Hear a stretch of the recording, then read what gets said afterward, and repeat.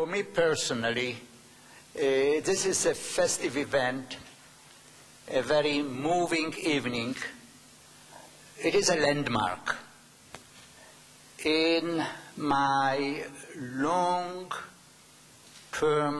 relationship with Sylvia and Harry Hoffman, a relationship which evolved into genuine friendship, a friendship which I shall always cherish. This is also a landmark on a road that we launched several years ago when we started contemplating about the best way for Sylvia and Harry Hoffman to make an impact on the world of education, to make an impact on the Hebrew University, and with the help and involvement of colleagues here, my successor, Professor Magidor, others who were involved, his colleagues and partners who are here and whom I shall introduce properly in a few minutes. We launched this unique program, and very honestly, after 3 years, it is, I can say, at least it's beyond my expectations. Well, you can say, what did you expect?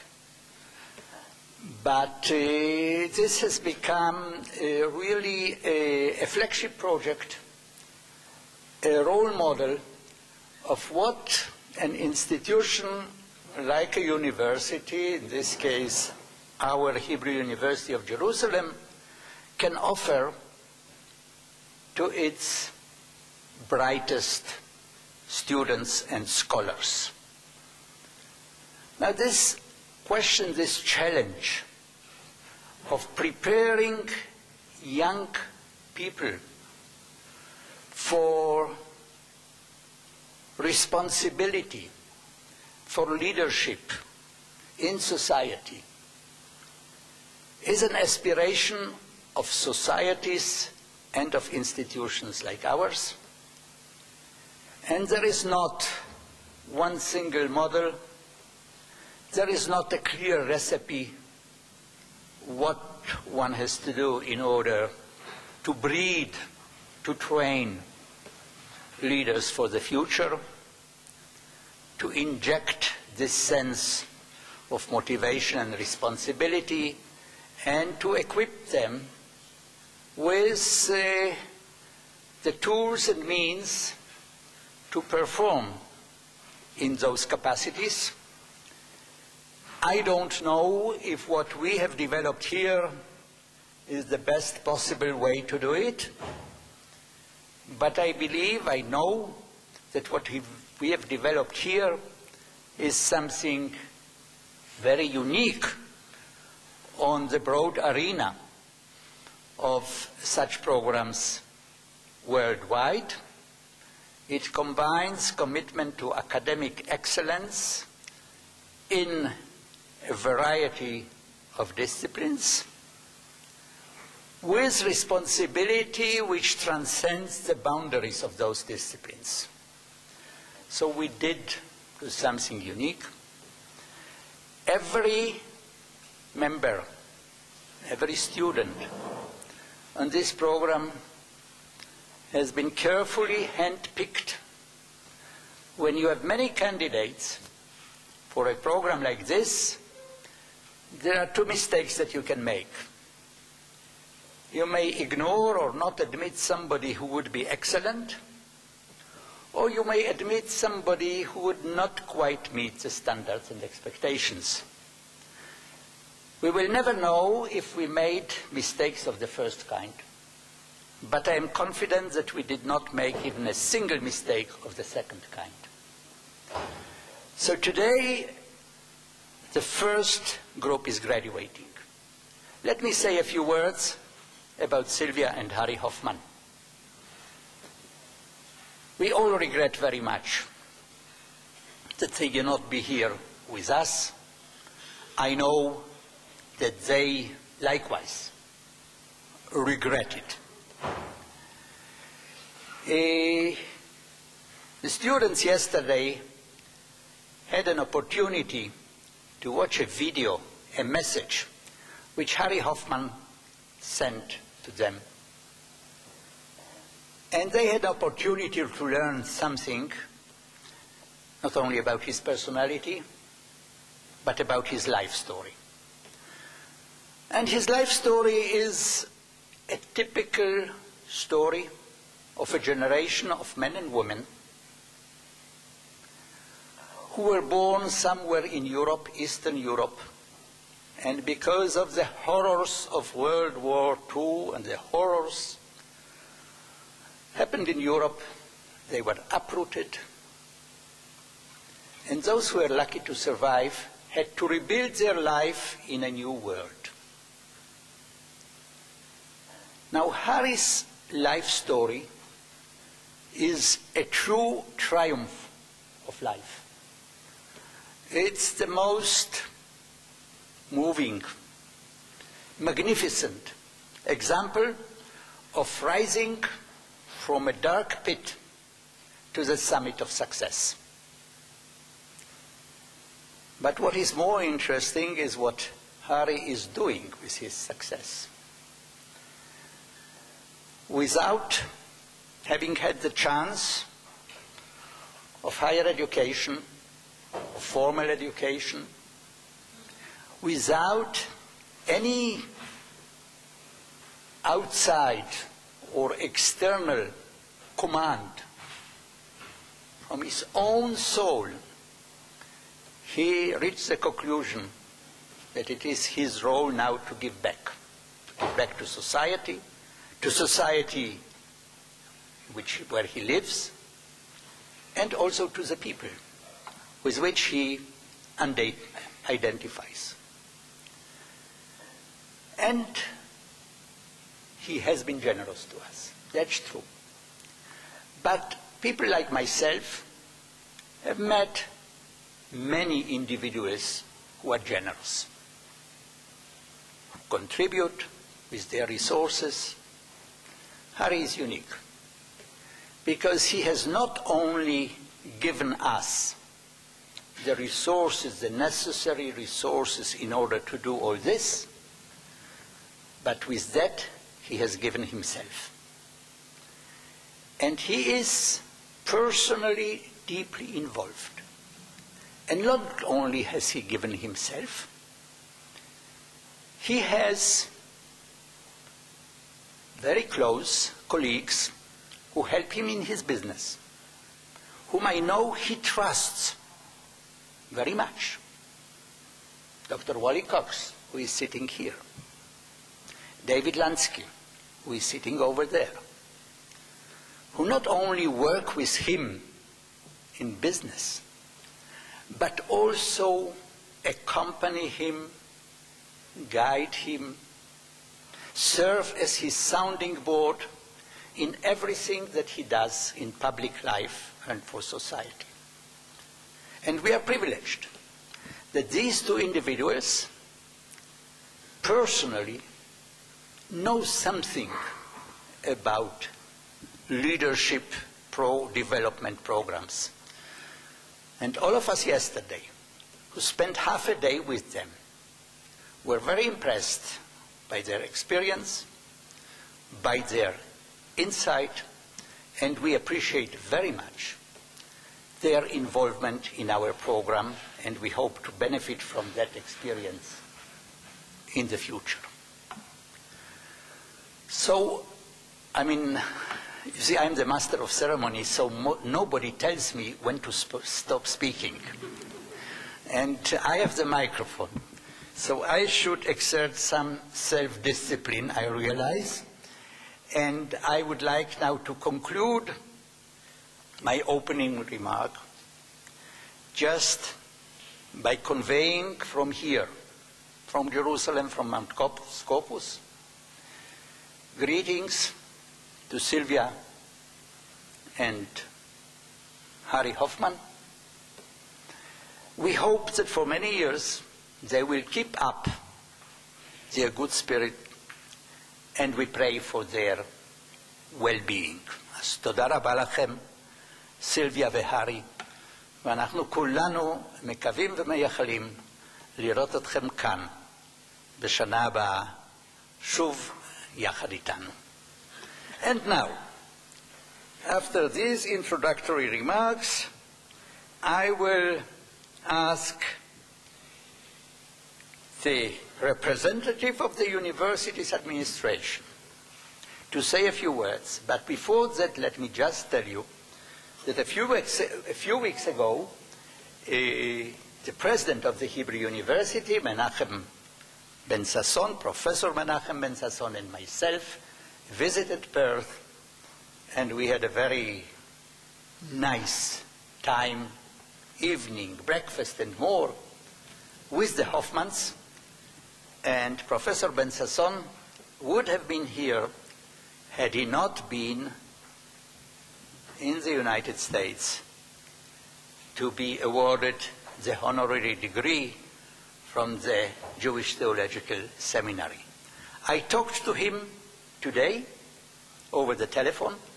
He knows about this event, and he sends his greetings. And now it is my pleasure to invite Professor Oded Navon, the Vice Rector of the Hebrew University, to say a few words. Shalom.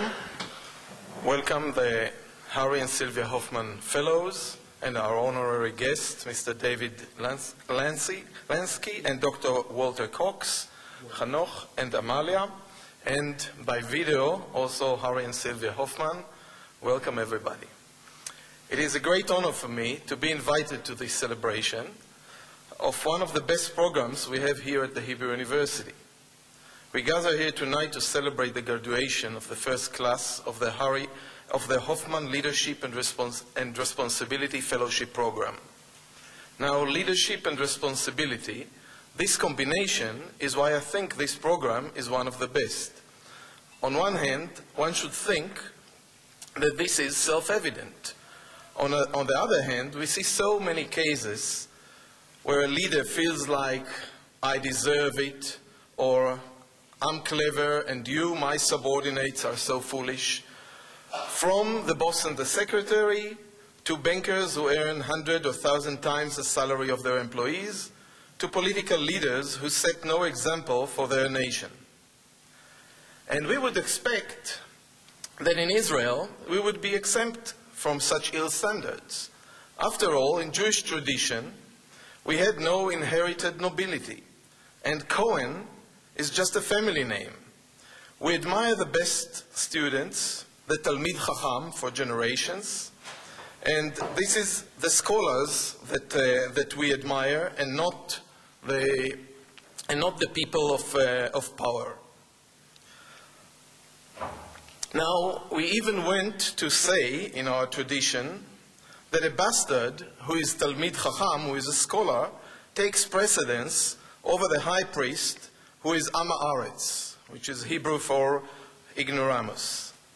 And Rabbi Shimon ben Lakish compares the nation to a vine and the wise scholars to the grapes.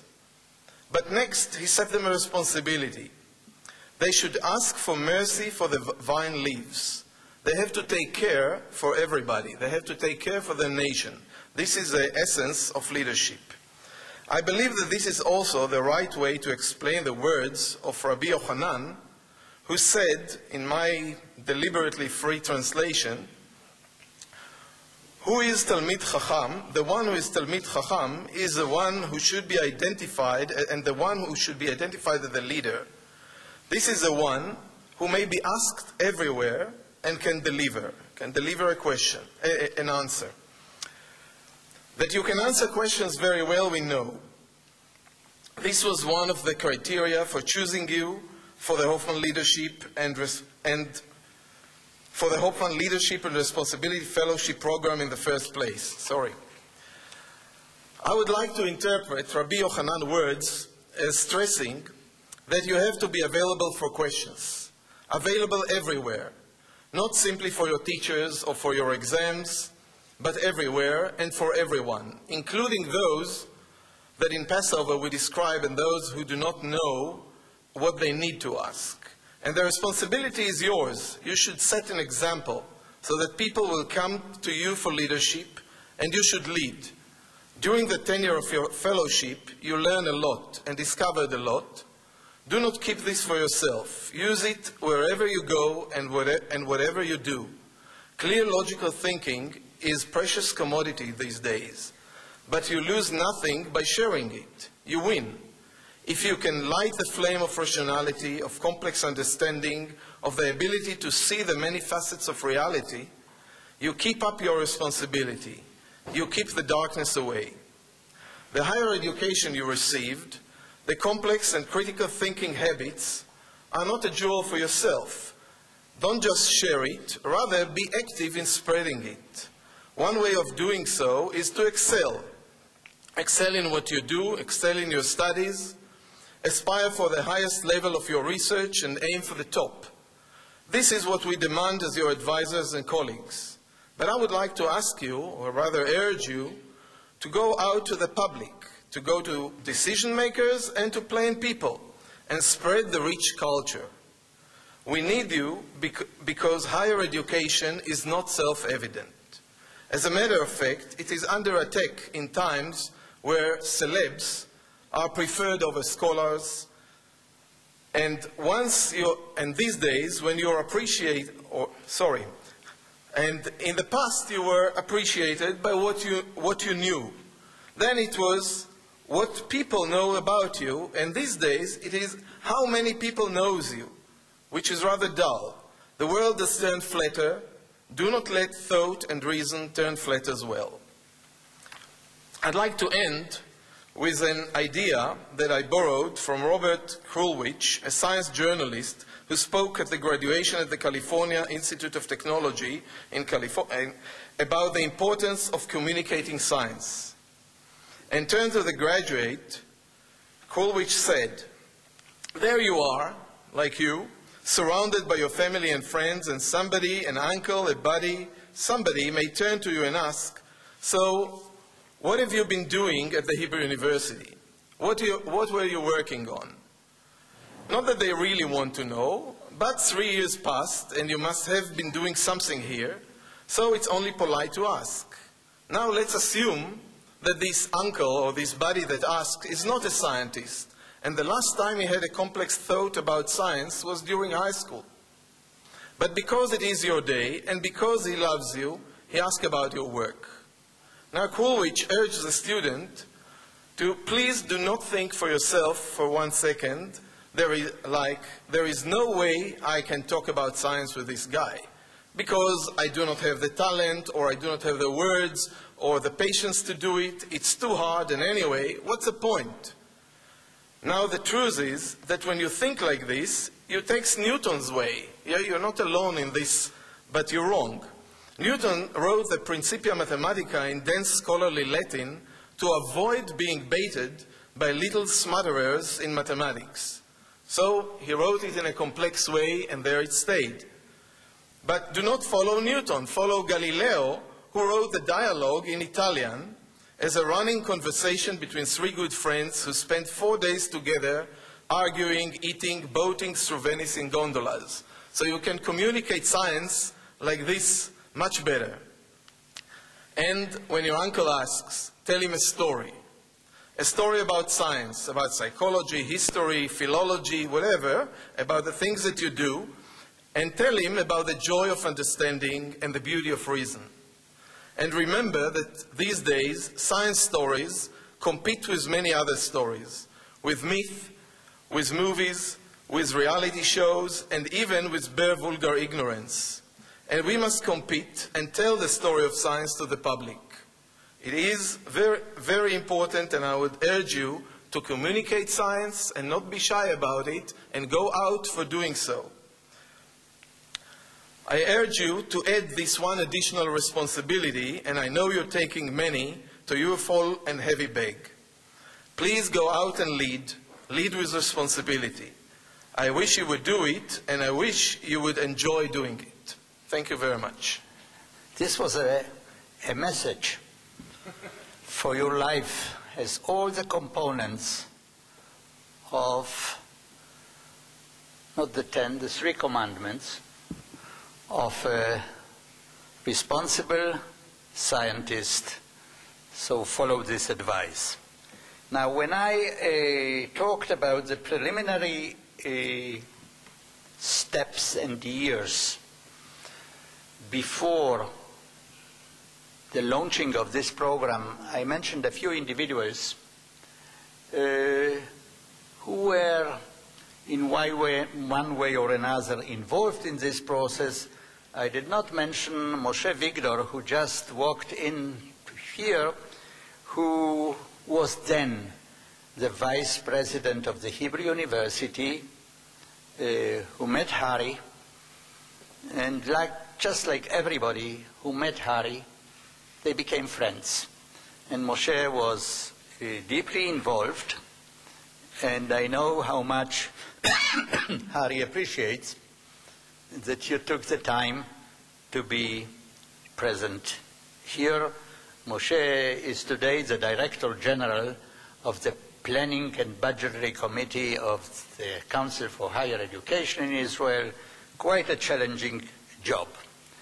And now, well, we had an idea, and we signed a contract, and we launched a program. But really, how it would work every day, the details, what would we do meeting every week? That was still a big challenge. And Amalia Oliver, Professor Amalia Oliver, a scholar in her own right, a professor of sociology, she was selected to translate that vision into reality. And she rose to that challenge mightily. And everything that we witnessed today, that you, David, and Wally have seen yesterday with the students, it's thanks to her persevering trials, attempts, experimenting with the program. But there is something more. Yesterday, the video which Harry, that we all observed that Harry sent us, there was a tune which Harry likes very much, of the Yiddish Mame, the Jewish mother. And it was very appropriate, because in some way Amalia, in addition to everything else, has assumed that role. If there would be a song, a Yiddish Tate, a Jewish father, I would maybe apply. But there is nothing like that. So it is now my pleasure to call Amalia to the podium here.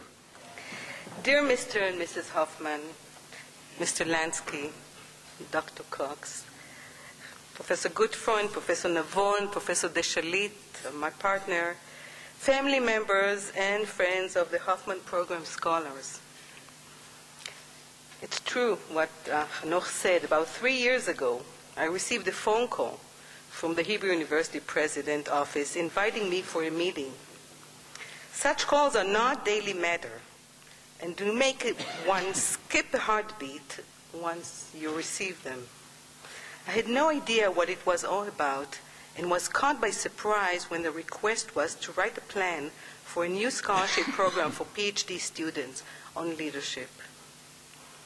I felt honored but very hesitant, as besides a course on leadership taken about 20 years ago, and reading some articles on the topic because I always felt curious about it, I didn't know much about leadership programs and what they should entail. Well, I asked for a couple of weeks to think this over and went right away to the library to pick all the available books and articles I could find on the topic. When I returned to the president, Professor Megidor, feeling overwhelmed by the challenge, we decided to title the program the Hoffman Leadership and Responsibility Program. It was a strong conviction that academia has to take part in the social sphere around it, beyond its contribution to academic excellence, and be embedded in the society from which they come in order to make a difference. This is an issue of citizenship, morality, that makes such a leadership meaningful. This broad vision allows for some insightful ideas about issues that are not titled leadership, but in my view are the essence of leadership. As Barry Schwartz indicated, the concept of practical wisdom that we learned from Aristotle, that is the combination of moral will and moral skill, is of value here. A wise person, the one that has practical wisdom, knows when and how to make the exception of every rule, and a wise person knows how to improvise. Real-world problems are often ambiguous and ill-defined, and the context is always changing. A wise person is like a jazz musician, using the notes on the page but dancing around them, inventing combinations that are appropriate for the situation and the people at hand. A wise person knows how to use these moral skills in the service of the right aims. A wise person knows to serve other people, to lead them, and not to manipulate them, but by being convinced by the importance of what is needed and given a heart full of good intentions in the effort to facilitate these important goals. And finally, and perhaps the most important, a wise person is made and not born. Wisdom depends on experience, and not just any experience. You need the time to get to know the people that you're serving. You need permissions to be allowed to improvise. You have permissions to try new things, and obviously, occasionally, one may fail, and then learn from the failure. Finally, you need to be mentored by many wise people who provide role models, share insights and experience, are open to be criticized, and can share the roads they have chosen to take, with the hurdles and the challenges along them. Moral leaders are people who establish an internal conviction of what their role in society is. It does not need to be a big, visible role. It can be also a small task expressing commitment to something of value that we choose to sustain and promote. In doing so, you use your practical wisdom and embrace it with your moral convictions, and this brings about quality. My dear Hoffman graduating scholars, the cycles of quality that started from each one of you are what real leadership is. Your active leadership is based on an internal sense of responsibility and a critical and sophisticated understanding of what you choose to view as important. Each one of you nourished at least one cycle of quality, and these will keep growing and will generate new energies to larger social groups. You are a true gift to society and an incredible source of pride to all of us. Now, there are many people to be thanked here, and I need to do it. I'd like to thank our many speakers and consultants that worked with us over the years. My past true partners in facilitating this program, Professor Boaz Shamir, Professor Avner de Shalit, who wanted to be here but unfortunately couldn't make it, and now Professor Udi de Shalit, who are truly enthusiastic about this program. Professor Hanoch Gutfreund, who showed us all what academic leadership is about and always expressed interest, support, and advice whenever needed. Mr. David Lansky and Dr. Wally Cox are special friends of the program.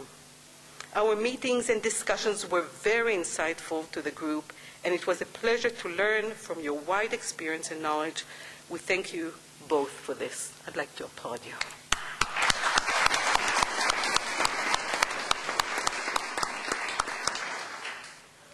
Obviously, such a program cannot be facilitated without a quality coordinator, someone who cares beyond the formal duties and acts as a caring mother to the scholars, even if many of them are older in age than her.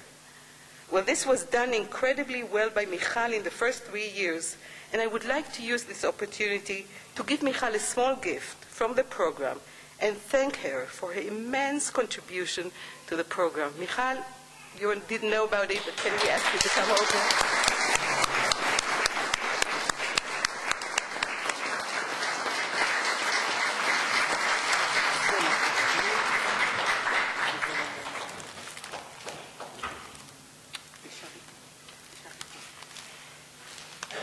And now Lital entered these big shoes with graciousness and high commitment as possible. In a short period, she learned the task and organized this event without missing even the slightest aspect. Thank you so much, Lital, for this.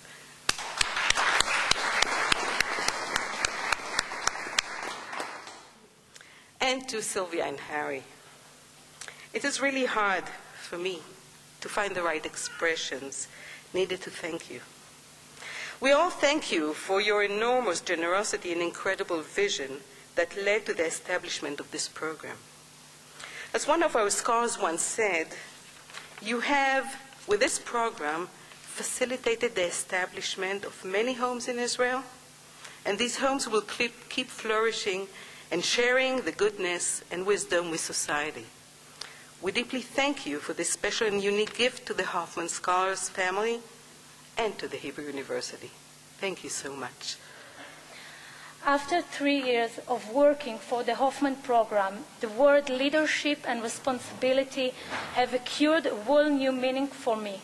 No longer something expected merely of people in power, of governments and their agents, but a virtue relevant for each individual in her intimate sphere of influence.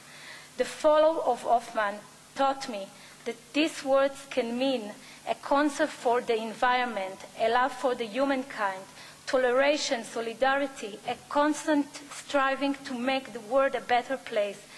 The encounter with these admirable people made me aware that I too contribute in my caring for injured animals, deserted or otherwise in distress, and prompted me to examine where else and how I could put my skills and inclination to society beneficial use. I am grateful to Amalia and for the fellowship of Hoffman for the opportunity to be a part of this outstanding program.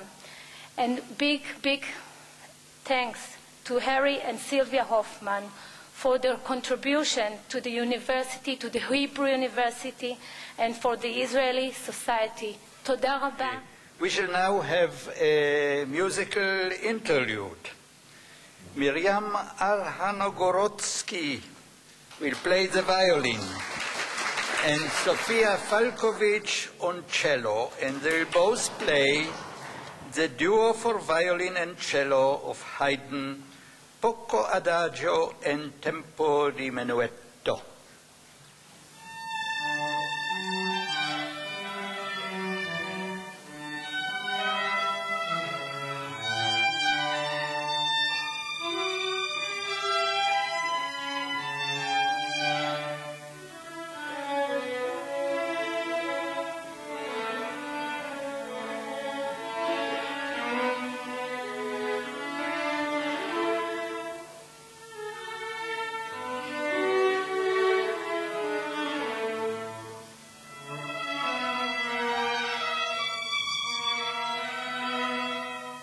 We shall move to the main part of this evening, and that is acknowledging the 3 years of effort of the graduate of the first Hoffman leadership class, and every one of you will walk up later to the podium in a few minutes when I tell you when, will receive a certificate and will also receive a gift from the university.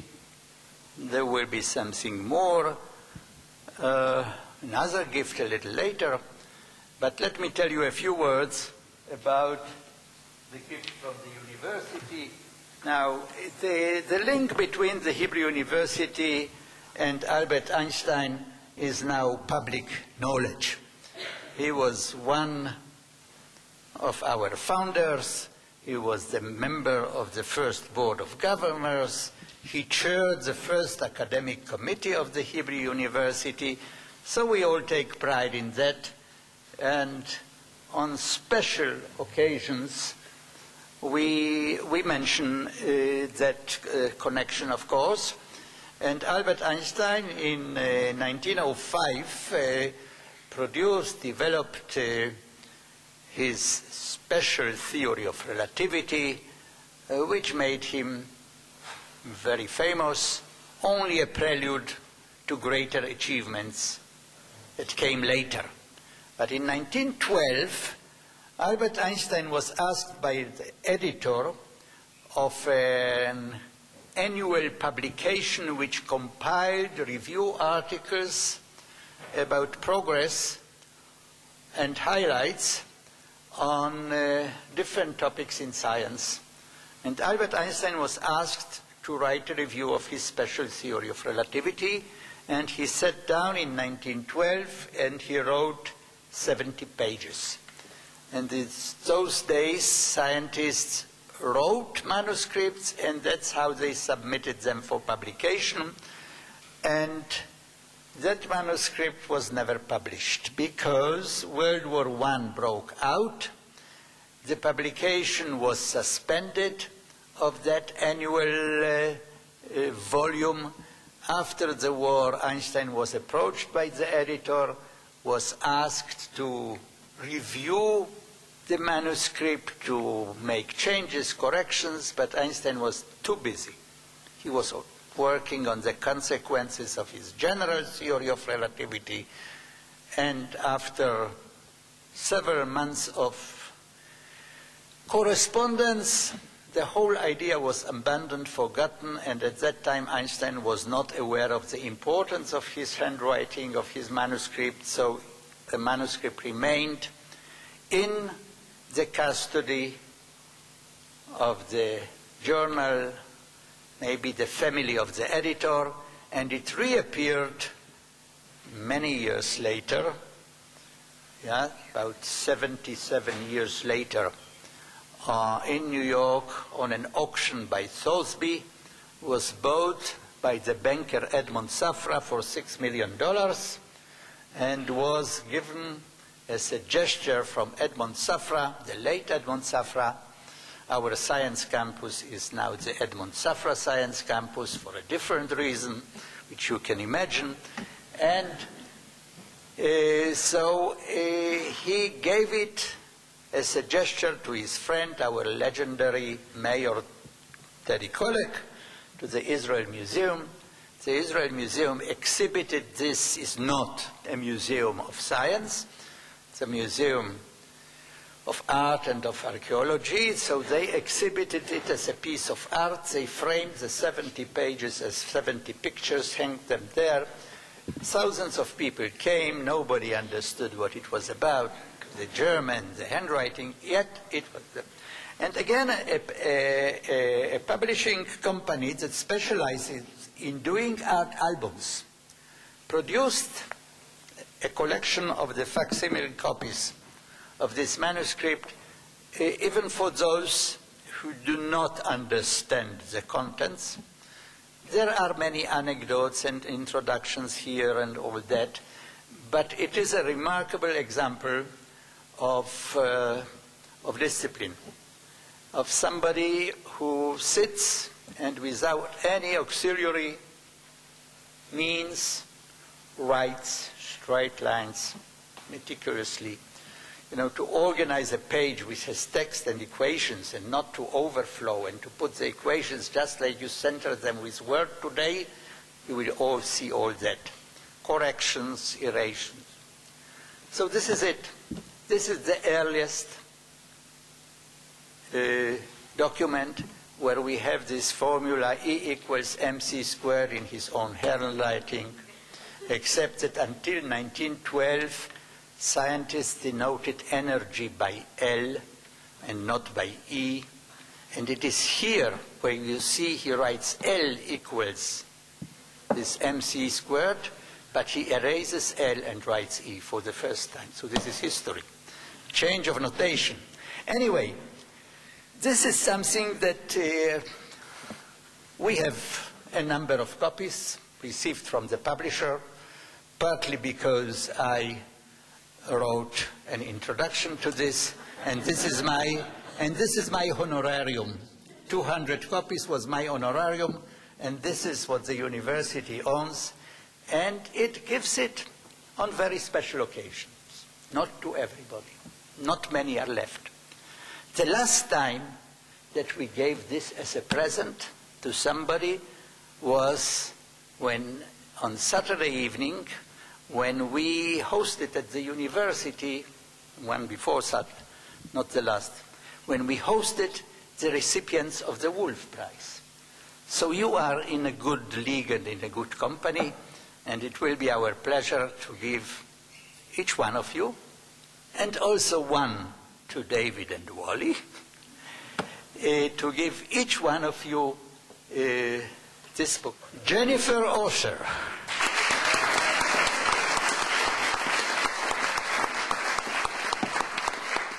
Orit Algawi Hirschler.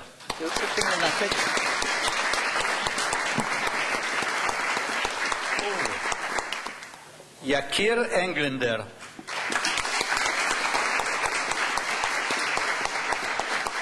Moran Ohayon-Twick. Maamoun Basheer.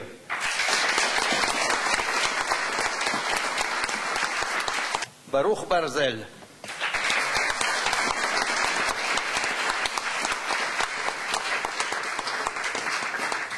Ran Geva.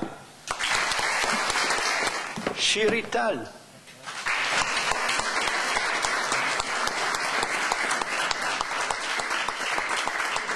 Moti Freiman.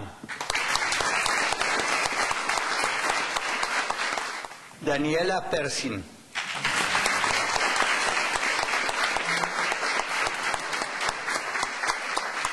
Michal Kore.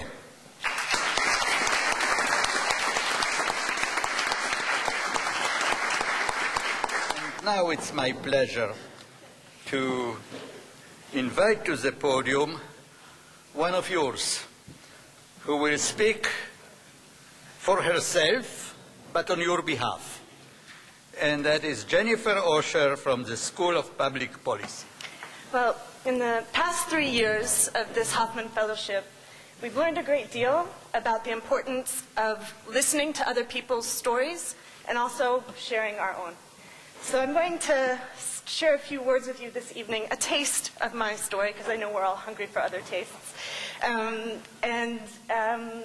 I want to say that it's an honor for me to be able to represent the group as an English speaker and also as someone whose field of research is perhaps more understandable than the natural scientists among us. But every single one of us has a story to share about the way in which Harry and Sylvia connected with our stories and changed our paths. And I know that this celebration, this ceremony, is really going to turn into a celebration as we begin to share those stories. So I want to actually invite you all now to follow the lead of my table, the wise friends of my table who began to pour the wine already, so that you're all welcome to go ahead and begin to pour your wine as we'll begin to make the transition to really sharing these stories over the course of our meal together. Go ahead, Yala, it's okay. So to share this story. About 3.5 years ago, I remember vividly meeting with Professor Itzik Galnor, who we have the honor of having with us here tonight. Over there, Itzik, you can raise your hand.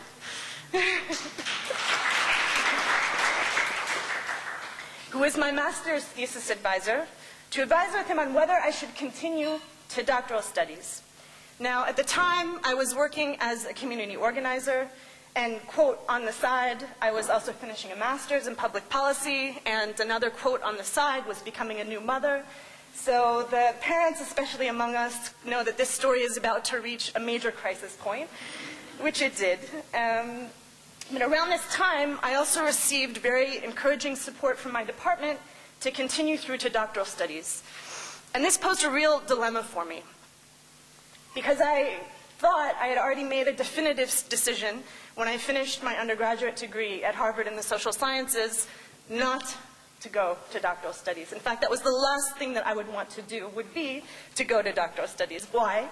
When I finished my undergraduate degree, I felt that my contribution in the social sciences was more meaningful in America as a community and political organizer, affecting change in the fields that I was learning about, than it would be sitting and writing, which I saw amongst my Harvard colleagues who looked fairly miserable, writing in their lonely cells about the social science research that they were working on. But I considered in this crisis point period this idea of a path change. And to be very honest, I really just began the master's degree in order to increase my salary as someone in the nonprofit world in Israel. For those of you who don't know, your salary is pegged to your degree of education, which isn't the case in America. So that was just surprising for me to sort of, in this happenstance of my story, become totally engaged in a surprising way by the learning about this field in Israel as opposed to in the States. Now, in this conversation with Itzik, I remember raising the possibility, well, perhaps I'll just do this PhD on the side and continue doing all of the other things. Now, those of you near him, you can look deeply into his eyes. He says to me, "Lo, ani lo marshet lenashim." It's a scary thing when Itzik doesn't marshe mashu. In English, he says, "No, I don't allow that, especially not for women." And I was a bit taken aback. I know that Itzik is a great feminist, and it seemed a pretty chauvinist thing to say. Probably an American professor would say it a bit differently. But he continued to say, if you're going to take this path, you need to take yourself seriously as an academic, particularly as an academic woman, so that other people will take you seriously. Otherwise, you'll face unnecessary barriers along the way, and this is how I propose you do it. Now, this advice is all fine and good when you're looking into Itzik's very convincing eyes. But those of you, especially those of you who know the context of Hebrew University and doctoral funding, will remember that 3 years ago, there did not exist a multi-year significant fellowship for a beginning doctoral student. Such a thing just did not exist. But at the time, at this crisis point period, and the learning was really calling to me, I decided to take a leap of faith for a short period of time. I had found a little bridge funding from my department, and I began to do the doctoral studies, hoping that things would work out. And it was around that time that the Hoffman Fellowship announcement landed in my inbox. So this is the point at which my story meets up with Harry and Sylvia's story. I had the honor of learning from Professor Marshall Gans at the Kennedy School about community organizing. And he teaches about the power of stories for creating social change. And in teaching about people's individual stories, he encouraged us to think about points in your life when you've reached what he calls a choice point. A period of time when you could have gone right or left, and you went one direction and not another. And I also have a very vivid memory of sitting in this crowded lecture hall, hearing him make this description and ask us, think back. I'll ask you to do it now. You can pour your wine again.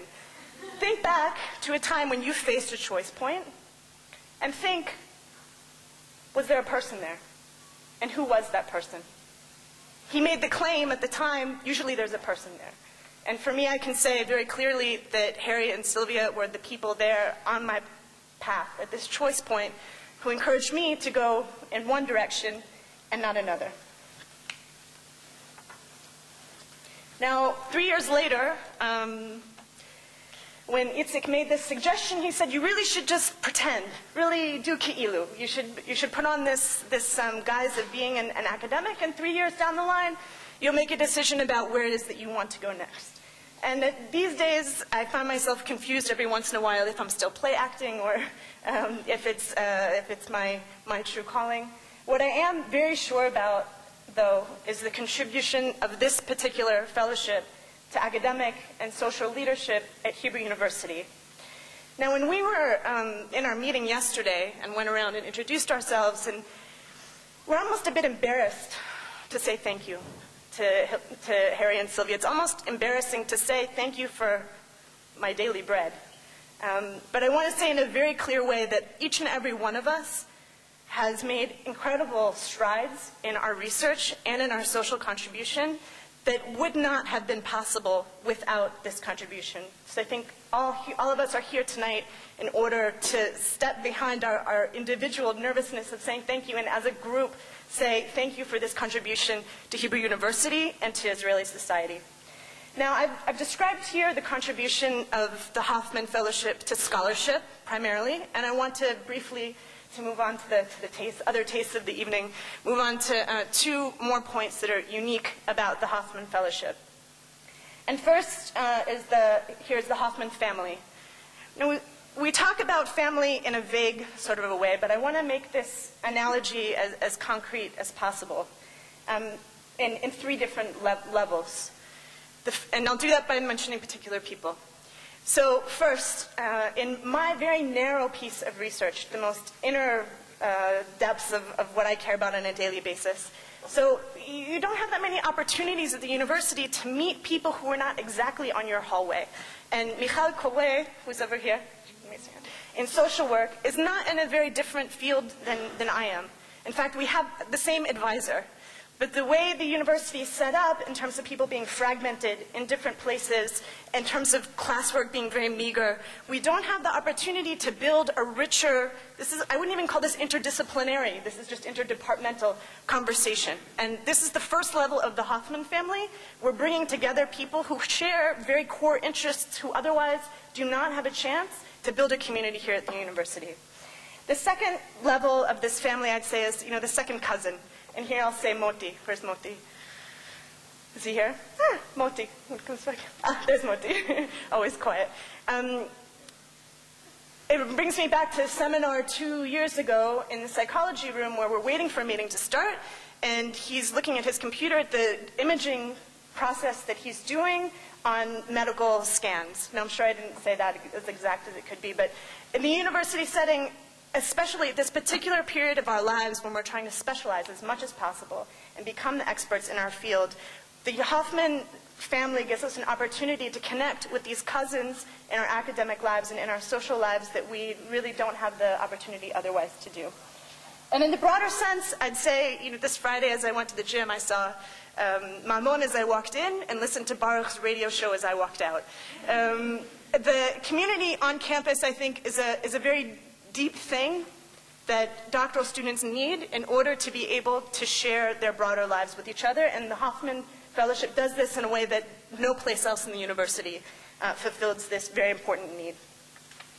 And the third and final piece of the fellowship that is very unique is the commitment to social responsibility. Now, for me and for a few other people in the fellowship, I think in each group, there's a bit of an irony in starting the Hoffman Fellowship because we worked full-time as social leaders or in organizations, and then we begin this fellowship that's all about social leadership and responsibility that is about focusing almost full-time on your research and doing a project on the side. But what that allowed me to do was to be able to see, in my sense, sort of a deeper vision of how more sustainable contribution to social change and leadership can happen across broad numbers of fields. Another project in this social leadership piece that's been launched by the Hoffman program has been a book where we're interviewing leaders in Israeli society who have contributed in different ways. And I recently had the opportunity to interview Dr. Elon Schwartz, who founded the Heschel Center. And he articulated a vision of the decency of social change in our interview. I think it's a vision that speaks very deeply to what the Hoffman program is doing. It speaks deeply to what we're doing when we're volunteering in our organizations. For example, I was able to volunteer with an organization called Yadid that has citizen rights centers all over the country, contributing to social change in every single part of Israeli society. And I'm grateful that my friends Ran and Daniela over there were able to come here and also share this experience this evening. Now, I began my Hoffman journey feeling like I was play acting the single-minded academic, and now and thought that at the end of it I would decide whether I wanted to go back to being a single-minded community organizer. The structure of this program allowed me to enter into actually a piece of the Ethics of the Fathers of Pirkei Avot in a very deep way. So to conclude, this program, I think, embodies from Ethics of the Fathers in Perek Bet Taf Zayin, the chapter 2, the 16th Mishnah. It says, Lo alecha hamlacha ligmor, v'lo ata ben cholin libatel mimena. It's not yours to finish the work, but neither are you free to absolve yourselves of it. So may we merit to follow in the footsteps of Harry and Sylvia in fulfilling this vision. Thank you. Thank you, Jennifer, for your very inspiring words. And now only think about it and imagine that every one of the 12 graduates today, had we given enough time to this gathering, could share with us a similar story in different words, but a similar message. So this is our greatest reward, I think, Amalia, to be here now today. And you heard already about Wally Cox, Dr. Walter Cox, about his part in our endeavor. Dr. Cox is the founder of a, I'm not saying similar, quite different, but yet a very unique leadership program in Western Australia. And it's now my pleasure to invite Wally to the podium and to share a few of his insights with us. Wally, please. I want to start off and take us back 2 years ago. This time, 2 years ago, Harry Hoffman, David Lansky and I had the opportunity to visit Jerusalem and to meet with the cohort who became the pioneers for this program. And afterwards, we talked a little bit about our impressions and perceptions, and I'll just summarise them for you.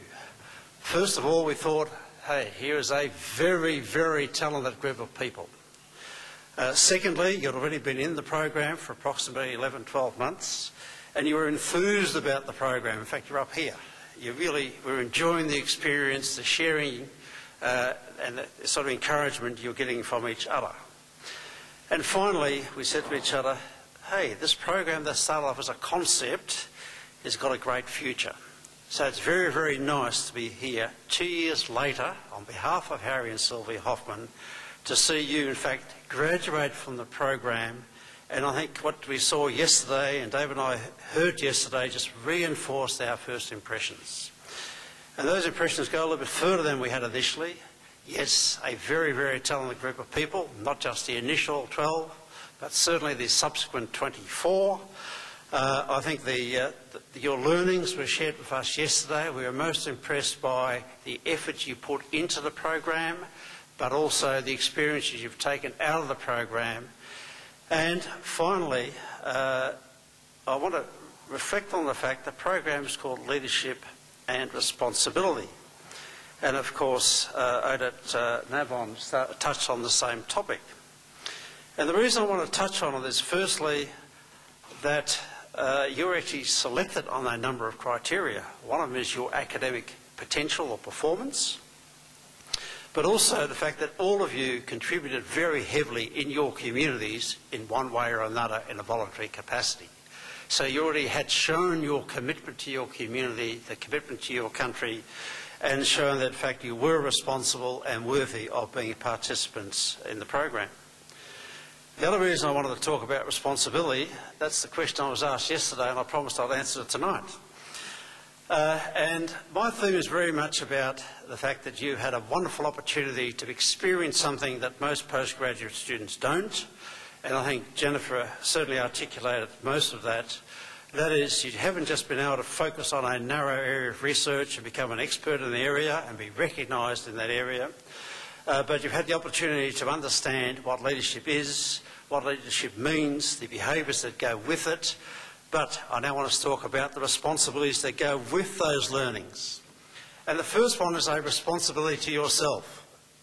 That is, you now understand what leadership is, the role you can play in your communities, and in your organisation, but it also means you've got a responsibility to yourself to display the behaviours that go with leaders. It also means you've got the responsibility to make sure you keep your skills and competencies up. Just like in your technical areas, you learn, you update, you learn from others. I think the same thing applies to leadership. It's a learning curve, you always learn, and I think you've got a responsibility to make sure you keep up with the modern trends in leadership.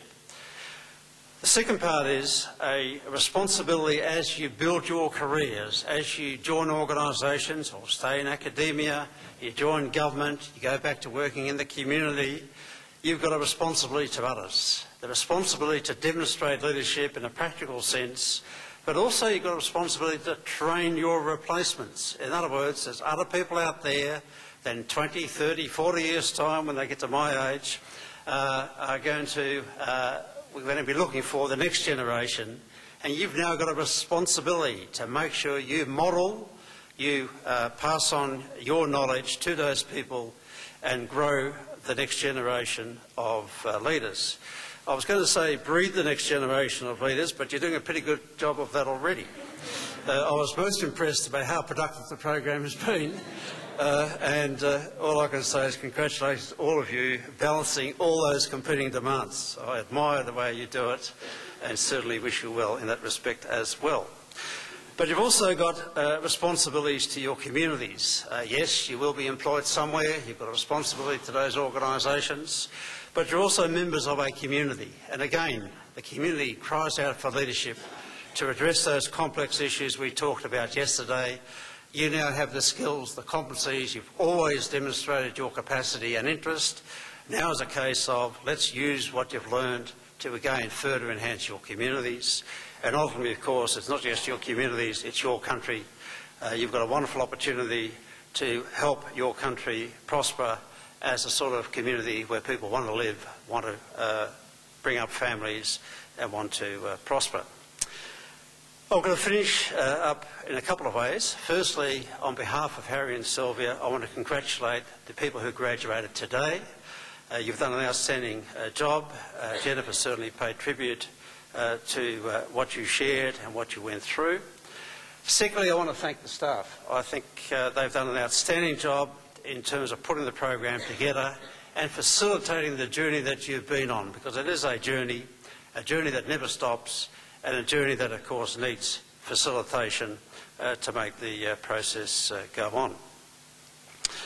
Now, I also want to talk a little bit about the fact if Harry had been here tonight, about now he would have had a tear in his eye, he would have turned to David, I or Sylvia and said, hey, what an outstanding group of young people, isn't this program successful? And Harry, you're right, the program is very successful and the people are an outstanding tribute to the contribution that you and Sylvia have made by way of supporting the program. We're going to give, and I'm going to ask David to come up shortly, each of the graduates a book. And this is not E equals MC squared, which I had great troubles with when I did my physics and chemistry as an undergraduate, but it's much more a study in sociology. It is a book about Harry Hoffman, the man. And it's a fascinating story, part of which you heard yesterday when you saw the video, but it goes in great detail about the journey of a person who came out of a wonderful family environment in Czechoslovakia, currently in the Ukraine, then went through sheer hell in terms of the Second World War, where he lost his mother and two sisters, and of course then learned from that and demonstrated some of the characteristics we talked about yesterday, and that is persistence, ingenuity, energy, to effectively lead a very, very successful life and bring up a family in the state of Western Australia, which became his homeland. And tonight we would like to share, or Harry and Sylvia would like to share with you the journey that he undertook in conjunction with Sylvia. And we want to present to you a book which was sponsored by the Jewish school in Perth in recognition of Harry's 80th birthday. It was actually released at that time, and we think you'll enjoy the opportunity to actually get some more insights into the people who sponsor this program. So again, congratulations to all of you. I certainly look forward to coming back in future years and seeing the second cohort and the third cohort. I'm certainly encouraged by the quality of the program, the quality of the participants, and I wish you all the best for the future. And as I said yesterday, the world is your oyster. I hope you make the most of it. Thank you. The first person, Maamoun Basheer. Baruch Barzel. Orit Algarve Hirschler. Yakir Englander. Moti Freiman. Ran Gava. Michal Corre.